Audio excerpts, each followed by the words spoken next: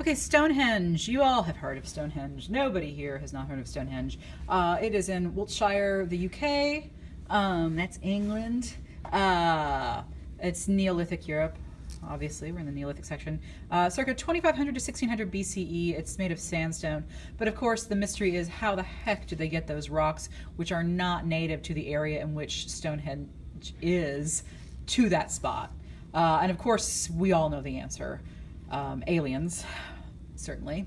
If it's not aliens, they had to work really hard. We know that something like this also requires a force of laborers, perhaps unwilling laborers. So we have to have a fairly stratified society in order for that to take place as well.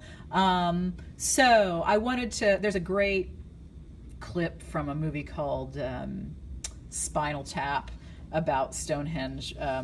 Maybe I'll show it to you once we're done with the AP exam. I find it funny. I don't know if you will. Anyway, okay, so Stonehenge. Information. Here's the deal. It's probably associated with the solstice, the summer solstice, or perhaps the winter solstice, depending on what's going on. Essentially, the idea is whoever stands in the exact center in the morning of the summer solstice around 3,000, years ago would have seen the sunrise directly over the heel stone. I don't know about that date. I lifted this slide off of somebody else. Don't go with that information. The important part is that you associate it with the celestial event, sunrise, sunset, solstice, things like that. In that sense, you can associate it with the observatory at Machu Picchu, which we really didn't talk about in class, but you really do need to go over.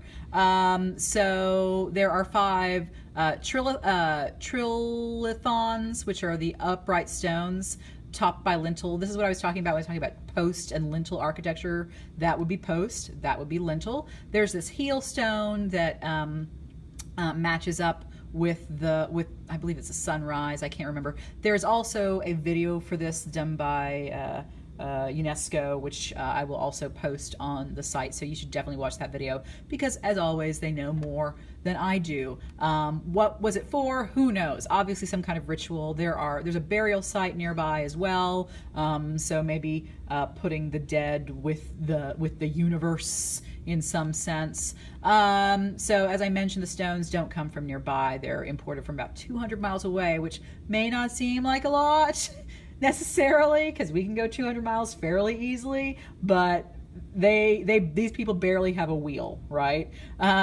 So maybe another possibility of what it's to do, maybe it's supposed to predict an eclipse. Who knows? We do know it took about 1,000 years to build, and it was built in about 5 phases.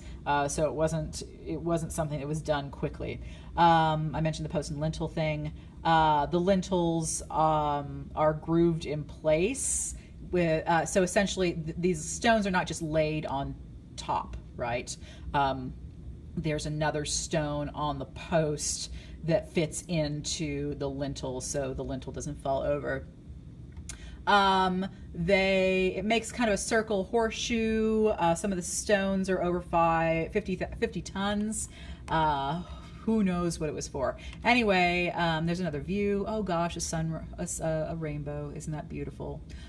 Please do watch the video. I've posted it also on the site. The video gives a lot of very, very good information about what the heel stone's purpose is, etc., etc. So that is my very, very quick version of Stonehenge. There are lots of Stonehenge jokes.